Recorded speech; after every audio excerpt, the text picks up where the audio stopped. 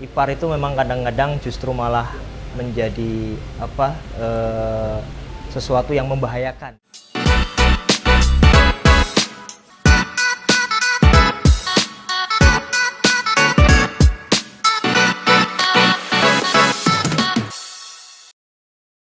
Assalamualaikum warahmatullahi wabarakatuh. Ketemu lagi dalam program Bincang Buku. Siang ini saya udah bersama dua tamu spesial nih. Yang pertama ada Mas Niki Alma dan Mbak Aryati Dina Puspitasari. Mas Niki Alma dari Majelis Tarjih dan Tajwid PP Muhammadiyah dan Mbak Dina dari Nasyiatul Aisyah. Nah, seperti biasa kita mau ngobrolin soal buku ya. Kayak program-program Bincang Buku yang sebelumnya. Tapi sebelumnya kita mau ngomongin yang viral-viral dulu nih. Izin ya Mbak Dina, Mas Niki, kita mau ngomongin yang viral-viral dulu. Dua minggu yang lalu saya tuh ditawarin nonton satu film yang ternyata tuh banyak banget yang ngomongin. Pasti udah tahu kan apa? Judulnya adalah Ipar Adalah Maut. Nah, kita tuh penasaran ya, sebenarnya judulnya ini kan saya kira tuh film horor gitu kan, Ipar Adalah Maut gitu. Tapi ternyata ini tuh nggak cuma sekedar judul, tapi ternyata judulnya itu diambil dari petikan hadis gitu. Selain film ini tuh diinspirasi dari kisah nyata, jadi menarik nih untuk tahu sebenarnya lebih jauh konteks dari petikan hadis ini gitu. Nah, kita udah kedatangan Mas Niki Alma. Hari ini kita mau tanya nih, sebenarnya apa sih konteks dari hadis yang katanya hadis, saya juga belum tahu ya sebenarnya. Jadi hadis Ipar Adalah Maut ini sebenarnya hanya ditujukan untuk ipar aja, atau dalam konteks sebenarnya ada konteks yang lebih luas daripada itu? Iya. Jadi akhir-akhir ini ya kita sedang ramai karena ada satu film yang konon berangkat dari kisah nyata gitu. Betul. Yang kemudian banyak sebagian orang yang mengamini dalam pengertian oh iya betul itu. Ipar itu memang kadang-kadang justru malah menjadi sesuatu yang membahayakan bagi rumah tangga seseorang. Tapi sebagian yang lain saya juga mendengar ada orang yang mengatakan bahwa wah ini gara-gara ada film ini saya jadi nggak enak nih sama ipar saya sendiri gitu kan. Jadi awkward ya. Jadi yang awalnya biasa saja gitu ya. Awalnya biasa saja gitu. Gara-gara ada film ini jadi tadi kikuk gitu ya, overthinking, jadinya malah renggang dan lain sebagainya. Makanya mungkin pada kesempatan kali ini kita akan bahas itu dan mendudukkan hadis tersebut secara proporsional gitu ya. Jadi memang betul itu adalah satu petikan dari hadis Nabi ya. Jadi hadisnya itu sahih, Bukhari, Muslim dan juga ahli-ahli hadis yang lain juga meriwayatkan itu gitu ya. Jadi ketika itu Rasulullah awalnya itu mengatakan begini, iyyakum waddukhul 'alan nisa. Jauhilah oleh kalian ya, hindarilah oleh kalian masuk ke rumah seorang perempuan, seorang wanita. Ya. Jadi konteksnya awalnya umum. Iyyakum waddukhul 'alan nisa. Ya, jadi jauhilah oleh kalian, hindarilah oleh kalian masuk ke rumah seorang perempuan. Ya, Nah, ketika Nabi bilang seperti itu, tiba-tiba ada orang Ansor yang tanya gitu ya.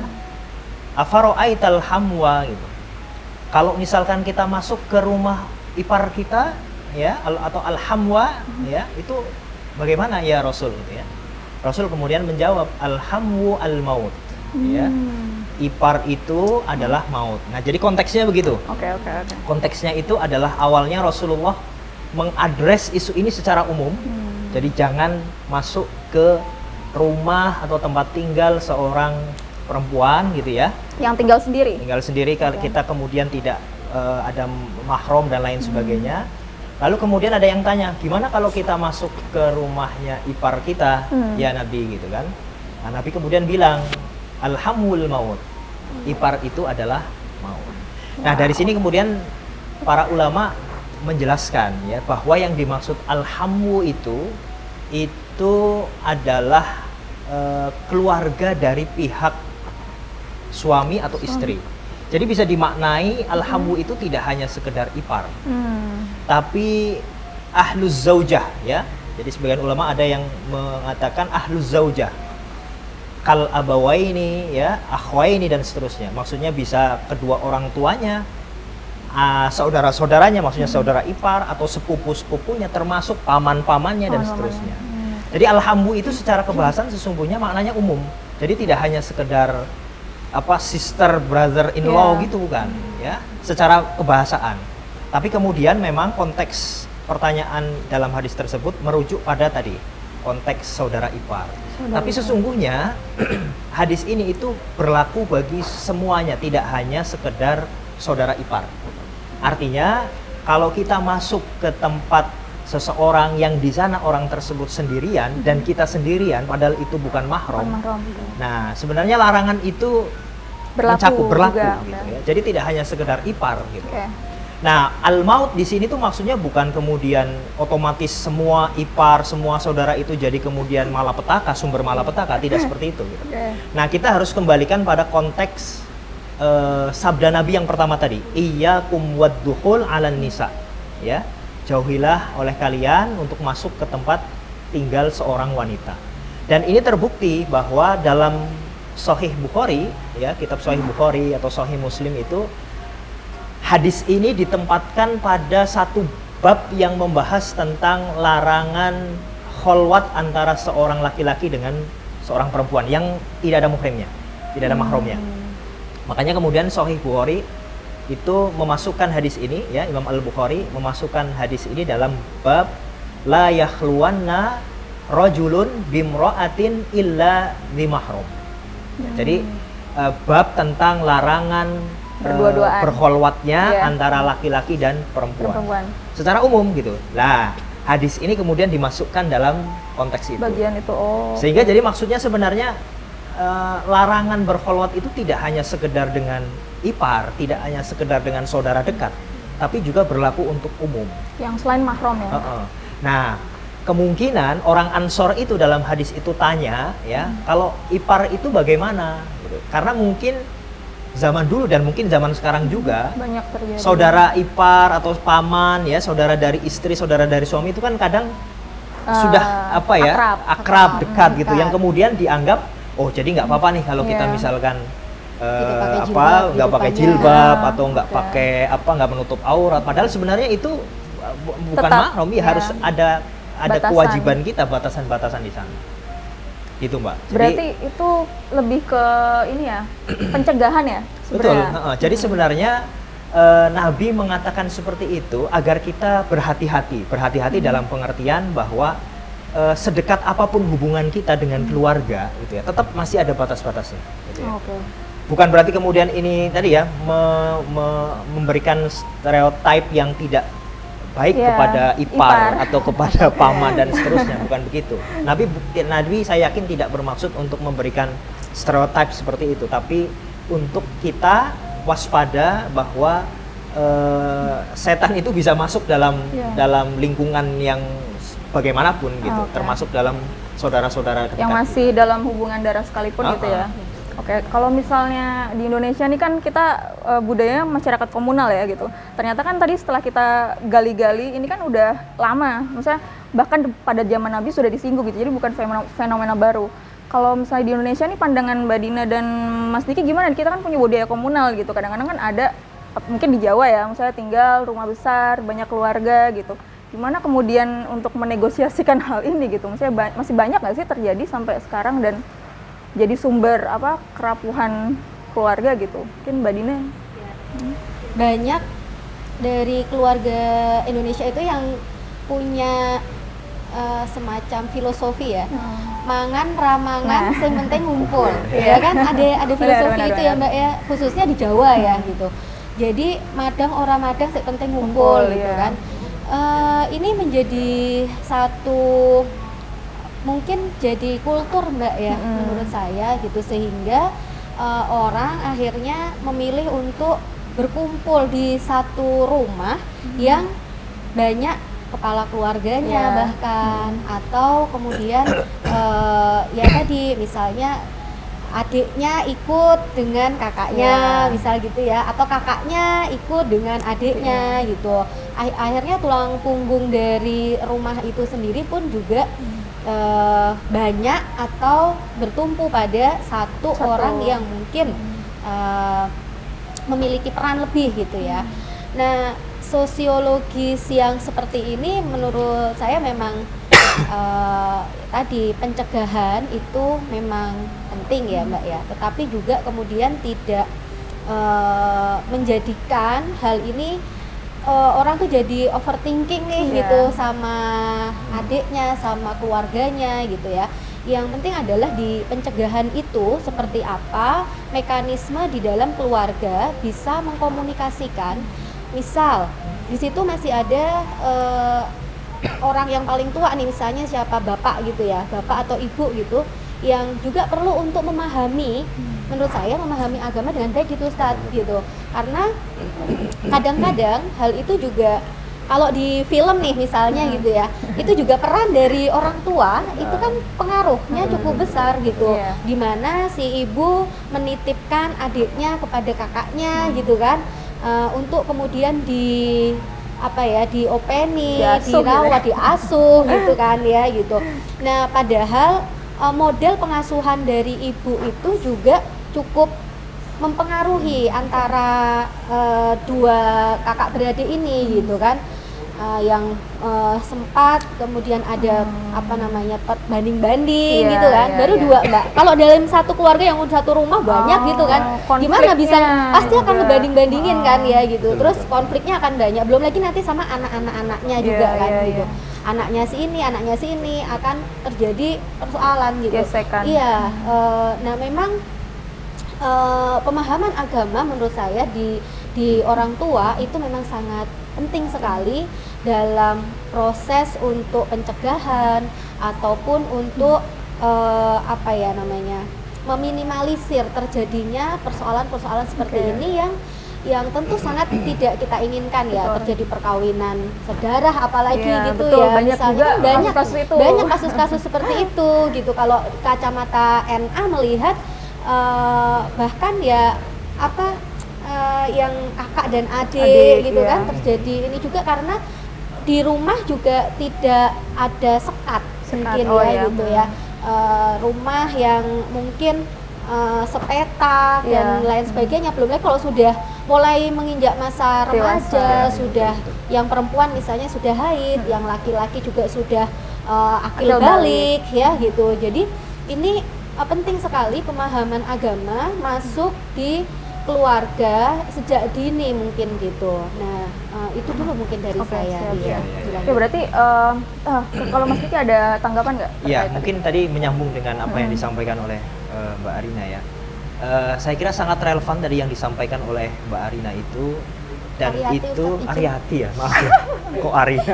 Aduh ya, nggak apa. Ariati Dina ya, kan singkatan itu Arina, Ariati Dina gitu. Maksudnya gitu.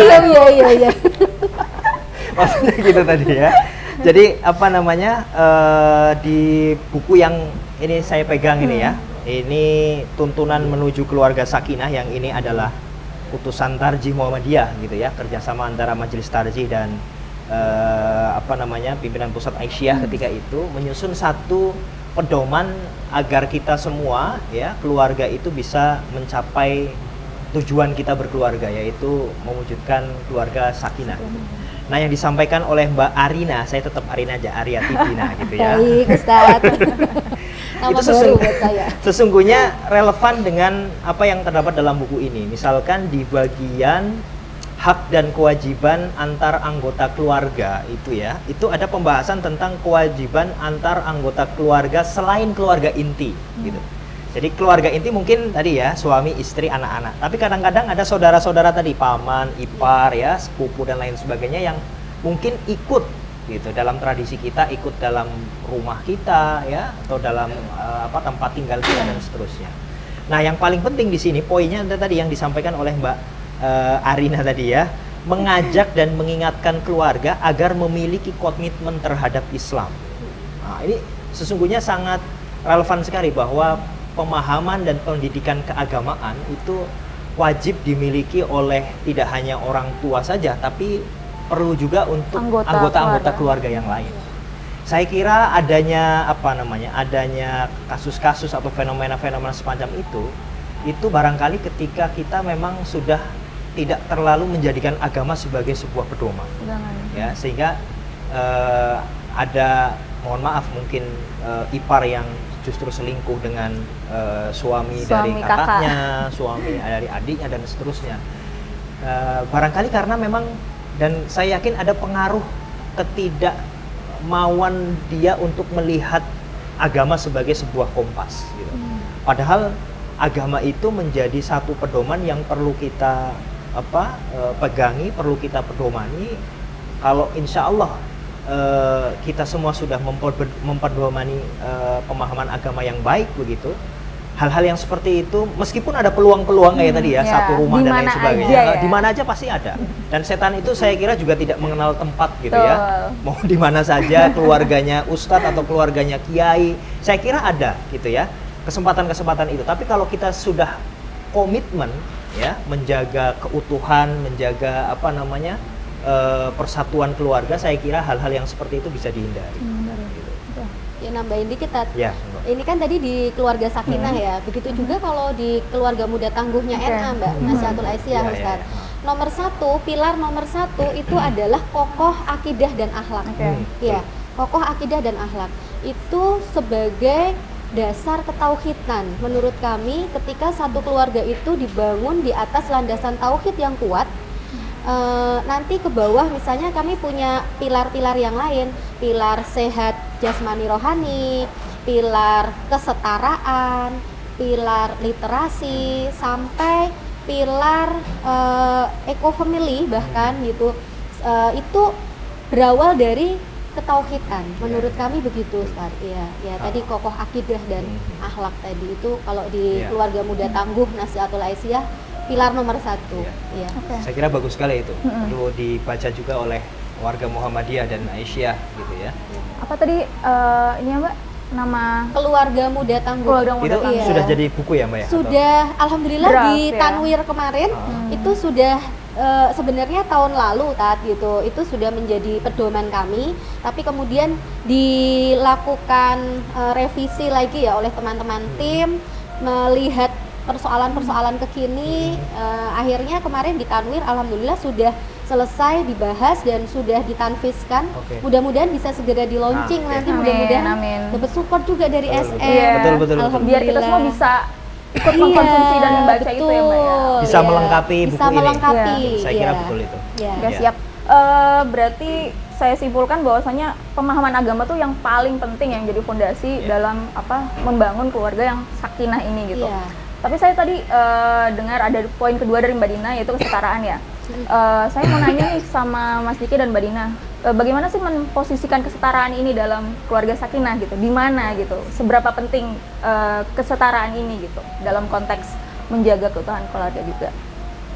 Dari Mas Diki dulu.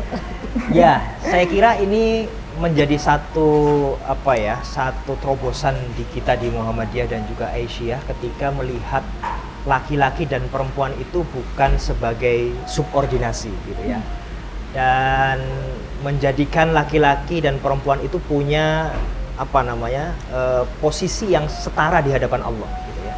Artinya masing-masing itu punya hak yang sama untuk bisa menjadi yang terbaik di hadapan Allah Subhanahu wa taala gitu.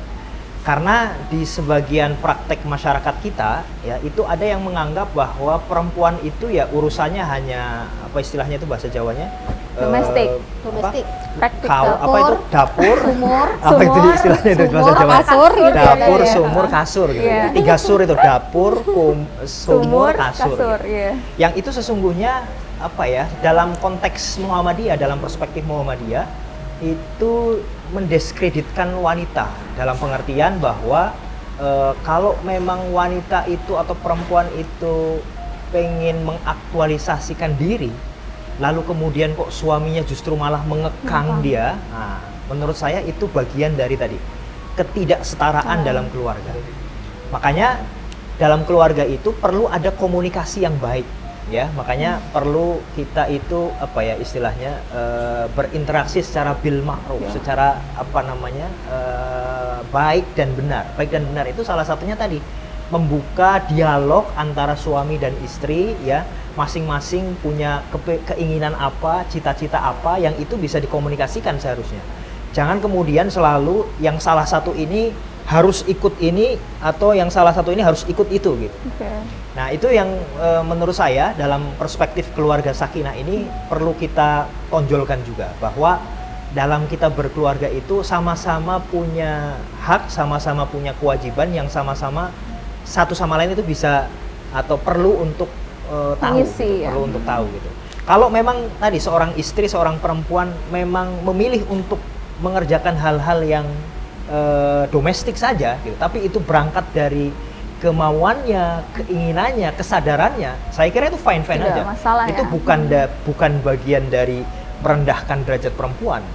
Nah, yang paling penting kan tadi, mungkin sama-sama mengerjakan hal domestik, tapi yang satu karena dipaksa, yang satu karena kesadaran, itu beda nilainya dalam perspektif keluarga sakinah. Artinya perlu adanya ruang dialog dalam keluarga itu untuk menumbuhkan tadi. Mengerjakan sesuatu dalam rumah tangga itu berangkat dari kesadaran sehingga itu bisa bernilai ibadah. Gitu. Orang yang mengerjakan hal-hal domestik bukan berarti kemudian dia tidak bernilai ibadah ya, atau tidak kurang, tidak sukses atau tidak berkemajuan dan lain sebagainya. Saya kira tidak begitu. Asalkan itu memang berangkat dari kesadarannya sendiri ya, untuk mengabdi, untuk beribadah, saya kira it's okay gitu. Tapi bukan karena tadi paksaan dan lain sebagainya. Nah mungkin itu kalau dari perspektif saya gitu. Mungkin sedikit nambahin dari apa yang sampaikan Ustadz Niki Alma tadi ya. Kalau di Nasihatul Aisyah itu memandang kesetaraan itu betul tadi ya tidak sama gitu. Dan kesetaraan ini kan lebih kepada hal-hal yang bersifat muamalah. Betul nggak ya Tati ya gitu. Peran dalam konteks kodrat tetap tidak bisa disamakan gitu. Perempuan punya kodrat untuk hamil, haid, hamil, melahirkan, menyusui. Itu hal yang tidak bisa digantikan oleh siapapun, baik itu pasangan ataupun juga oleh orang lain gitu. Ya walaupun memang kita dengar ada ibu ASI gitu ya, ibu yang menyusui gitu kan. Tapi kodratnya kan tetap perempuan ya, nggak bisa laki-laki juga gitu kan Mbak ya. Nah, kami memandang kesetaraan dengan sudut pandang itu gitu. Maka mungkin sama ya seperti apa yang disampaikan Bu Prof. Alimatul Kiptiah kalau kita bicara di buku beliau Feminisme Muslim ya gitu. Bagaimana kesetaraan itu dibangun dengan ruang dialog ya Ustadz ya gitu. Tapi memang kan begini, kalau dikontekskan lagi ke pokok bahasan kita gitu, Mas Aris itu ya, itu kan yang mendorong istrinya untuk berkiprah gitu ya, karena Mas Aris melihat ada potensi-potensi dari Mbak Nisa gitu untuk memiliki peluang yang sangat gitu, berkarir gitu kan. Nah, lalu kemudian apakah terjadi kekosongan atau ya tadi itu kalau menurut Ustadz ini tadi ya kan bisa masuk dari mana aja atau komunikasi yang mungkin tidak kurang gitu atau hal-hal yang lain misalnya gitu ya.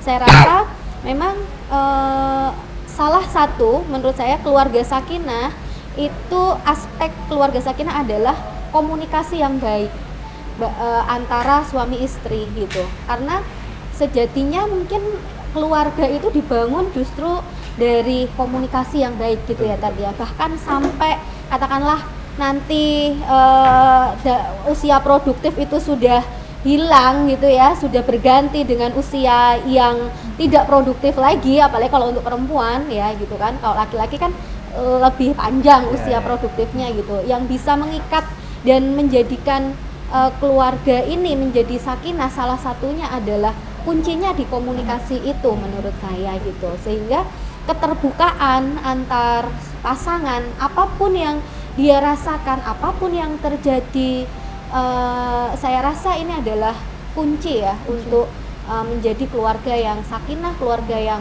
tangguh, yang penuh dengan kesetaraan tadi. Apakah istri akan berkarir atau suami yang akan berkarir, atau dua-duanya berkarir, atau dua-duanya memilih untuk yuk bareng-bareng aja gitu kan.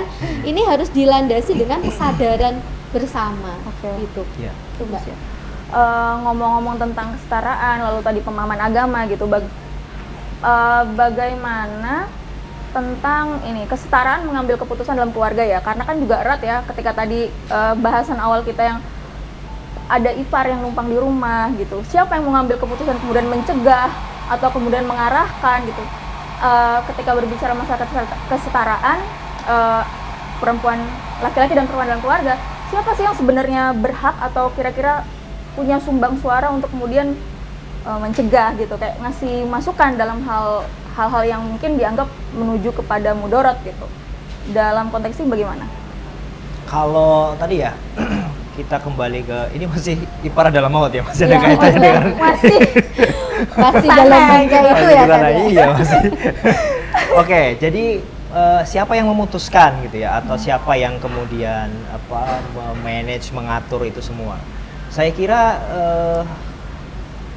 kepala keluarga bersama anggota-anggota keluarganya yang lain perlu komunikasi, gitu, memusyawarahkan dalam pengertian dirembuk, diukur maslahat sama mudorotnya kira-kira jauh lebih besar mana, lebih besar maslahatnya atau lebih besar mudorotnya gitu ya.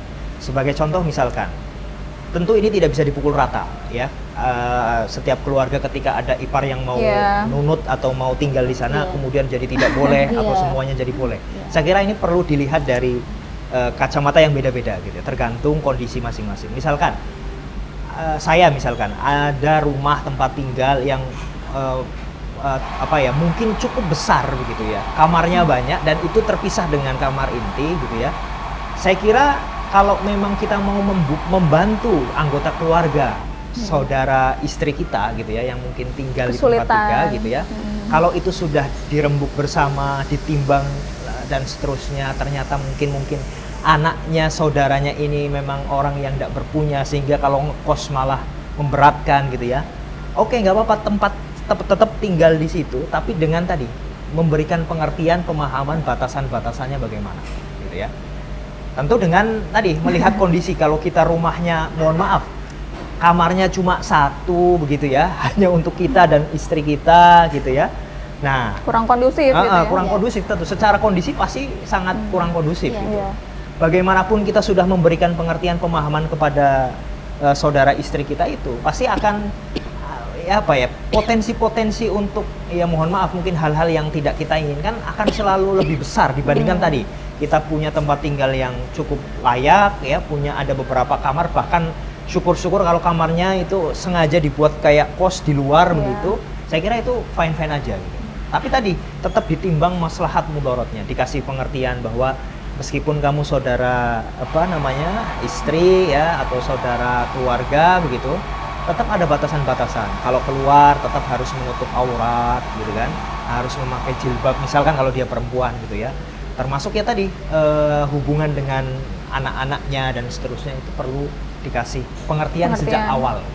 Kadang-kadang kan sebagian kita menganggap ya biasa-biasa aja, oke nggak apa-apa ikut aja. Nyepeleke ya, nggak ada pengertian di awal ya, membangun pemahaman di awal bahwa kamu itu meskipun saudara ada batasan-batasannya, gitu, ada batasan-batasannya gitu.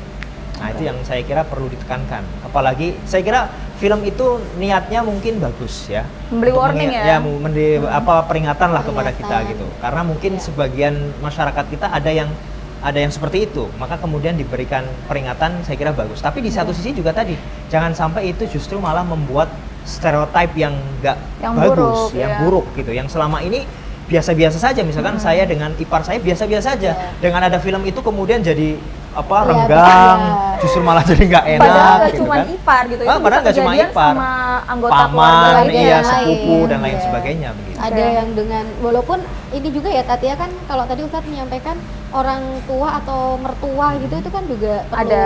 Ya itu kan sebenarnya udah mahram kan, sebenarnya mahram, tapi kan kadang terjadi hal-hal yang itu juga penyimpangan juga di sana gitu kan. Berarti penting banget ya untuk memahamkan mana yang mahram, mana yang enggak, terus gimana. Betul. Penting sekali sejak dini ya. Iya betul Mbak. Ya nyambung tadi Ustadz ya. Kalau menurut saya sih siapa yang kemudian perlu untuk menjaga, siapa yang berkontribusi besar masing-masing ya Tat, menurut saya baik itu Istri. si istri, Atau suami. laki-laki, suami, lalu kemudian adik atau kakak, atau tadi kalau menurut Ustadz juga bahkan mungkin adalah orang-orang yang ada di sekeliling menurut saya, karena kepedulian sosial dari tetangga atau teman Nah, gitu, ya, itu Iya. menurut saya perlu untuk dibangun gitu dengan cara misalnya diskusi, mengingatkan atau apa, karena kita bisa saja kan hal-hal itu informasi masuk gitu ya dari teman atau Iya, dari siapa iya, yang memberi betul, pengertian betul, gitu betul. untuk kemudian dilakukan diskusi dengan orang tua dengan ini bagaimana baiknya, termasuk kejujuran untuk mengatakan ketidaknyamanan. Menurut saya itu juga perlu Iya. dibangun Kadang-kadang gitu. itu Iya, kan kadang-kadang kita siapa kan nih nggak yang- enak, Pekewo, iya kan, Orang pekewo gitu. Jawa biasanya Iya, pekewo betul, gitu iya kan. betul, tapi kita kadang-kadang sering mengabaikan gitu ya perasaan-perasaan yang sebenarnya kita tuh nggak Tidak nyaman, enak. nggak enak gitu. Mengatakan tidak mungkin itu harus latihan gitu ya. Memang nggak mudah sih untuk mengatakan tidak gitu. Tapi dengan rasionalisasi yang tadi Ustadz bangun, Iya. menurut saya itu menjadi keniscayaan bagi setiap orang untuk bisa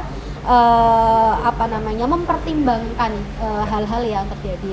Nah, ngomong-ngomong soal filmnya juga gitu, kalau saya selain ini membangun kesadaran ya dari masyarakat yang selama ini mungkin belum terlalu aware, atau sebenarnya sudah, cuma karena nggak Menggampangkan, diviralkan ya. gitu kan, jadi oh ya udah gitu. Sebenarnya mungkin sudah ada banyak kasus-kasus Banyak ya, kasus, cuma iya. ini yang viral aja gitu kan.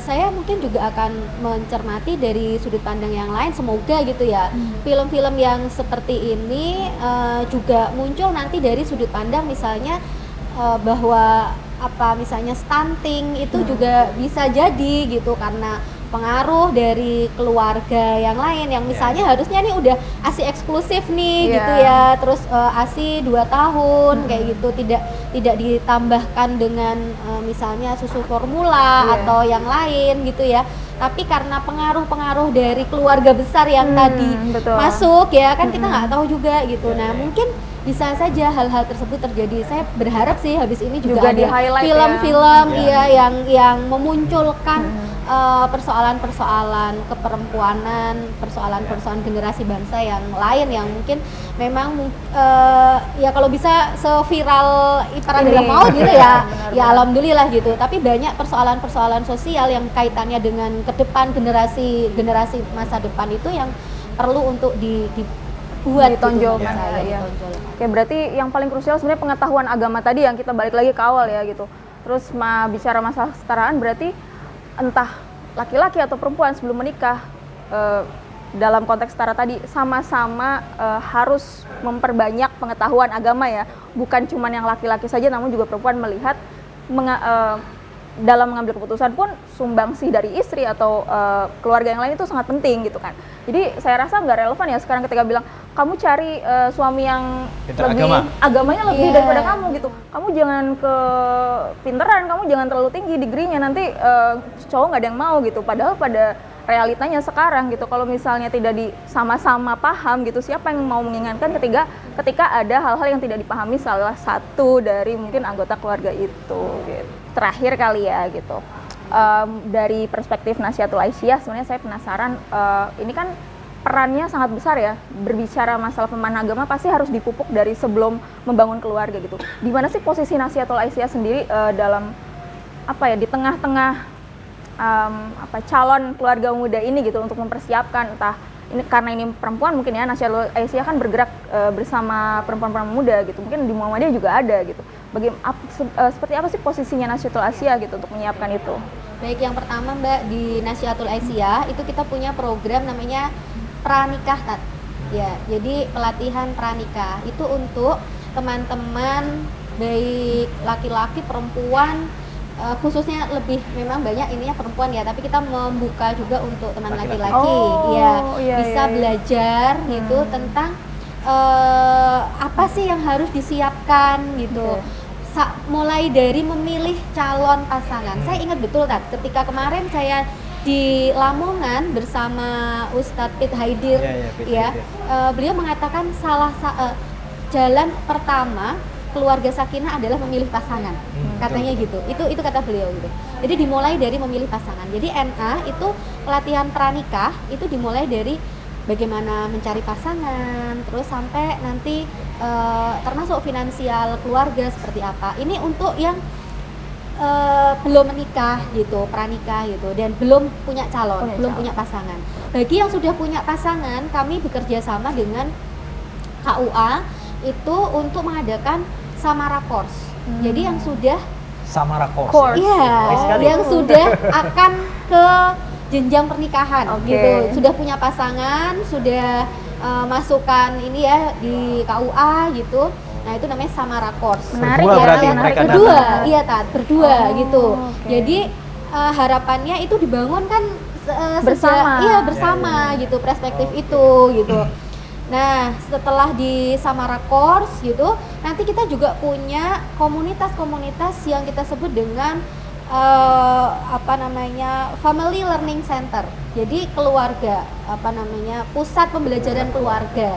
Ya nanti ada parenting, isunya tentang parenting, isu tentang stunting, isu macam-macam itu di dalam Family Learning Center ini gitu. Harapannya itu menjadi pusat di mana keluarga-keluarga muda ini bisa saling belajar. Sharing, ya. Iya, jadi nggak ada narasumbernya yang masing-masing gitu. Kita belajar dari masing-masing keluarga ini pengalaman masing-masing dan kami memasukkan Family Learning Center itu tidak hanya bapak, ibu, anak gitu, tapi juga siapa anggota keluarga yang ada di situ. Misalnya ada neneknya ya kita ajak untuk memberikan pemahaman juga. Kan kadang-kadang itu ya, misalnya kita sering dalam parenting itu yang menjadi kendala adalah orang lain selain dari lingkungan ya. Iya, keluarga dari inti bapak gitu ibu, ya. iya keluarga inti gitu. Misalnya, nggak boleh minum es, nggak boleh makan gula, nggak boleh makan coklat dan lain-lain. Tapi keluarga yang lain mungkin udahlah nggak apa-apa, ya